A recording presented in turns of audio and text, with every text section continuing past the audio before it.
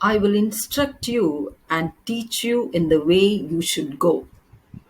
God says that He will instruct us and teach us in the way that we should go. When you submit your life into God's hands, He will teach you the way you should go. In order for the Holy Spirit to guide you, have a personal relationship with God. Listen to His voice every day. Spend time with God. Before doing anything, ask God for instructions.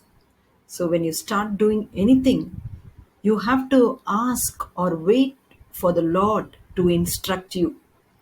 Then you will do the right thing at the right time. So, the thought for the day is when the Lord leads, we will be led perfectly. If God is going to hold our hand and if God is going to lead us, He will lead us perfectly. Have a great day, children.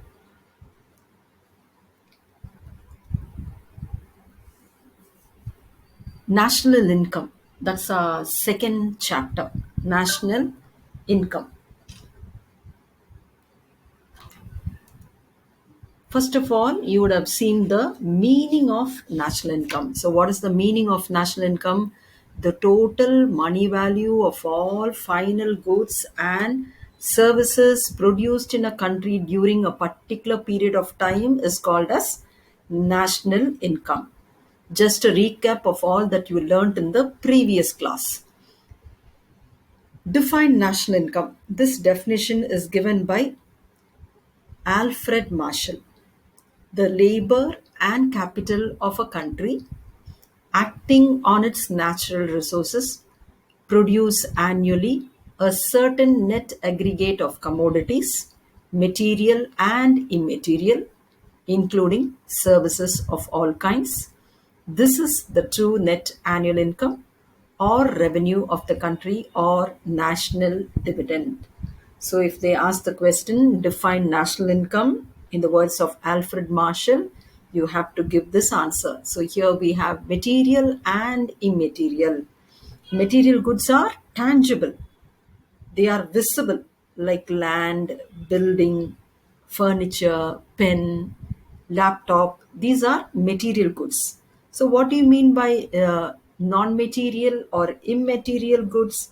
It is services, a service of a doctor or a professor, a barber, goods that you cannot see but you can feel. It can be felt. So, this is the definition given by Alfred Marshall. This is the picture of Alfred Marshall. Then we saw some basic concepts of national income: gross domestic product, gross national product, net national product at factor cost, personal income, disposable income, per capita income, real income, and GDP deflator. Okay, so these are the basic concepts of national income. Gross domestic product. So, gross domestic product by expenditure method is given as market at market prices C plus I plus G plus X minus M. Then we have the net domestic product. All these are very, very important. In 5 mark question, they will ask you to write the basic concepts of national income. If that question is asked, you have to write all these: GDP, GNP, NDP, GNP, okay, personal income, per capita income, all that you have to write. It can be asked as a 2 mark question also separately. Define gross national product or give the formula for calculating gross national product. Then we have the net national product at factor cost, personal income, disposable income. So there's a difference between personal income and disposable income. Personal income is all the total income received by an individual. Whatever salary or whatever you income you get is called as the personal income. What do you mean by disposable income? When you get an income, a part of it is paid as tax. If I receive 10,000 rupees, I'm paying 1,000 rupees as tax. Then my disposable income is 9,000 rupees. So disposable income is also known as disposable personal income. It is the individual's income after the payment of income tax. After paying the income tax, the balance income left with me is called as disposable income. Only with that money I can do my consumption expenditure or other expenditures. Per capita income, this is also very, very important concept. Per capita income can be calculated by national income divided by population. So per capita income, this is the formula. Per capita income is equal to national income divided by population. First, you must have the income, then divided by population. You must not have any confusion in that. Per capita income. So first you have to put the national income as the numerator, then in the denominator we have to have the population. Then we have real income, GDP deflator. This is also very important. It was introduced by Simon Kuznets. Today, let us see the methods of measuring national income. The methods of measuring national income. Turn with me to page number 22, methods of measuring national income 2.5. So how can we measure the national income? Goods and services are produced in a country. Every country, all people in the country, they produce goods as well as services. So all goods and services produced in the country must be counted and converted against money value during a year. So whatever is produced within a country, it must be converted into money value. It must be counted and converted again against money value. What do you mean by that? Goods, services we are producing. Each good or each service will have a money value. So we have to convert the goods and services against money value. Thus, whatever is produced is either used for consumption or for saving. Whatever is produced within a country, we either consume it or we save it. ஒரு பகுதியை consume பண்றோம், மீதி மிச்சத்தை நம்ம என்ன பண்றோம், save பண்றோம். So thus national output can be computed at any three levels. So national income வந்து மூணு விதத்துல நம்ம கால்குலேட் பண்ணலாம். What are the methods? Product method or inventory method, that is the first method. Income method or factor earning method. Third method is expenditure method or outlay method. I want to repeat it again. Every country produces goods and services. So these goods and services must be converted against money value. All goods which are produced in a nation is either consumed or it is saved. National income can be computed in three methods: product method, income method, expenditure method. Okay, so there are three methods. Here we have an equation: output is equal to income is equal to expenditure. So when we calculate national income through these three methods, the value that we get, okay, the income that we get must always be equal. Whether it be product method or income method or expenditure method, the value must be the same. If these three methods are done correctly, if the three methods, product method, income method, and expenditure method is done correctly, then this equation will hold good. Output is equal to income, which will be equal to expenditure. This is because the three methods are circular in nature. The three methods are circular in nature. What do you mean by that? It begins as production. First, we produce the goods. Okay? We need factors of production for that. So factors of production are given some income. So with the factors of production, we give the output. So it begins as production. Through recruitments of factors of production, which generates an income, because for factors of production, we have to give income. Generating income and going as incomes to factors of production. நான் சொல்றது புரியுதான்னு பாருங்க. Goods and services produce பண்றோம், அதுதான் output. Okay, goods and service produce பண்றோம், அதுதான் என்னது output. இந்த output குடுக்குறதுக்கு நம்மளுக்கு என்ன தேவை? ஃபேக்டர்ஸ் ஆஃப் ப்ரொடக்ஷன் தேவை. அப்ப இந்த ஃபேக்டர்ஸ் ஆஃப் ப்ரொடக்ஷனுக்கு ஒரு இன்கம் கிடைக்குது. அந்த ஃபேக்டர்ஸ் ஆஃப் ப்ரொடக்ஷனுக்கு குடுக்குற காசு தான் எக்ஸ்பெண்டிச்சர். அப்ப இது எல்லாமே எப்படி இருக்கணும்? ஈக்குவலா இருக்கணும். எவ்வளோ அவுட்புட் வருதோ அந்த அவுட்புட்டுக்கு ஒரு இன்கம் குடுத்துருப்போம். ஓகே? அந்த அவுட்புட்டை நம்ம வாங்குறதுக்கு ஃபேக்டர்ஸ் ஆஃப் ப்ரொடக்ஷன் தேவை. அதுக்கு ஒரு எக்ஸ்பெண்டிச்சர் கொடுத்துருப்போம். So all this must be equal. Output is equal to income is equal to expenditure. So the first method, product method. Okay, what is the other name for product method? Inventory method. So product method. Product method measures the output of the country. Product method measures the output of the country.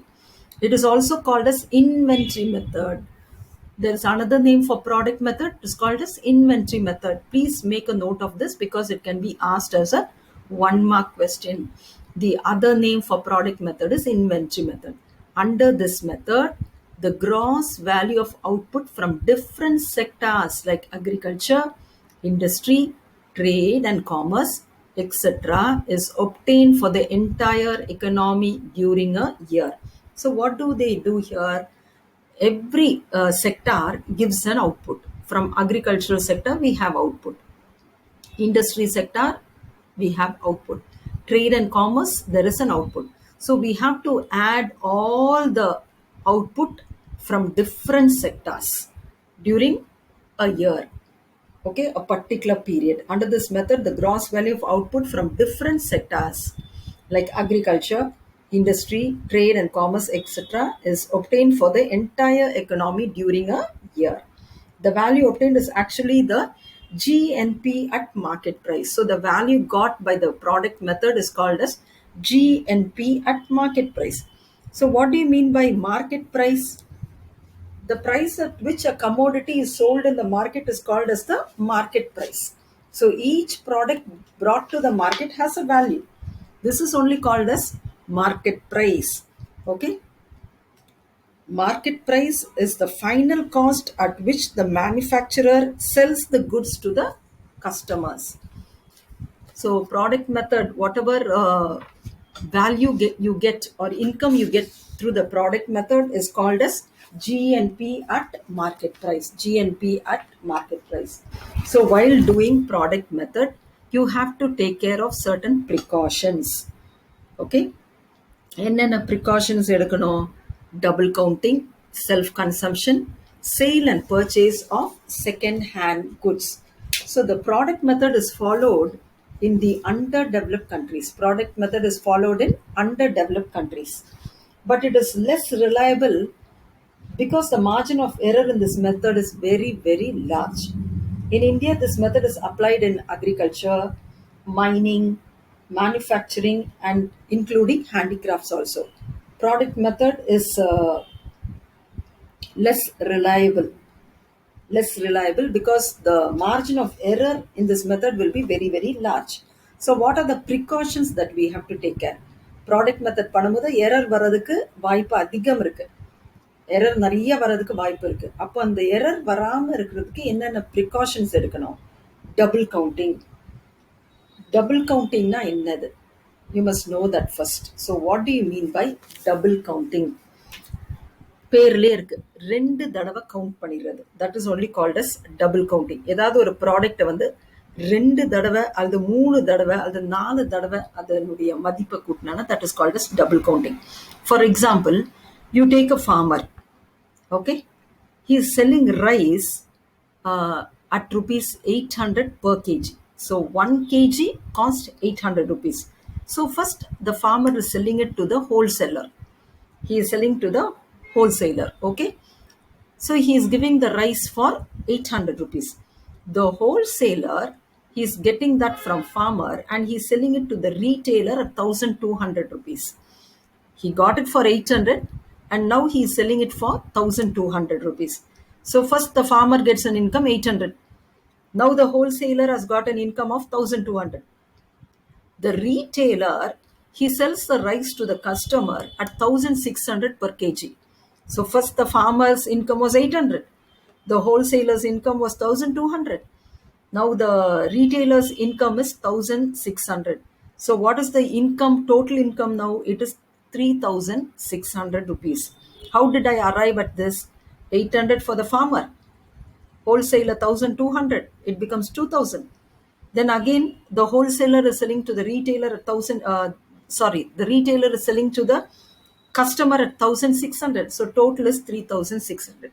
So now the income is 3,600 rupees. The total income, farmer, the wholesaler, the retailer, they get 3,600. But in reality, what is the final value? The final value is only 1,600. The final good, the cost of final good was only rupees 1,600. So in the national income, only 1,600 must be shown, but actually they have shown 3,600. It has been exaggerated. This is only called as double counting. This is only called as double counting. So in this product method, this error can happen, double counting. So how to get rid of this? The value of the final good only should be taken. Final good na என்னது? மார்க்கெட்டுக்கு ஃபைனலா விற்கிறோம் இல்லையா, மார்க்கெட்ல வந்து கஸ்டமருக்கு கொடுக்குறாங்க, that price only, the market price, that is only called as the final good price. Okay, so only that price must be taken. At every stage, value added only should be calculated. So this is the first problem with product method. Second one is self consumption. What do you mean by self consumption? A farmer is producing tomatoes. He is producing 10 kgs of tomatoes. What is he doing? He takes 2 kgs for self consumption and he is selling only 8 kgs. 2 kgs he is consuming it. For his family usage, he is taking away 2 kgs. But only 8 kg is coming to the market. So in the national income, the cost of 8 kgs only will be shown. The 2 kgs will not be shown because it has been used for self consumption. So this is another problem with the product method. The value of output used for self consumption should be counted while measuring the national income. So while measuring the national income, you must see that the amount which was used as self consumption must also be added in the national income. Next is sale and purchase of second hand goods. Sometimes we buy TV. The cost of TV will be 30,000 rupees. After using it for 2 years, I decide to sell the TV. So I give it for 20,000. Initially, the income for TV for the shopkeeper was 30,000. That will be shown in the national income. Second time, when I am selling it, I am getting an income of 20,000. I will show that also. So the national income becomes 50,000, but actually it must be only 30,000.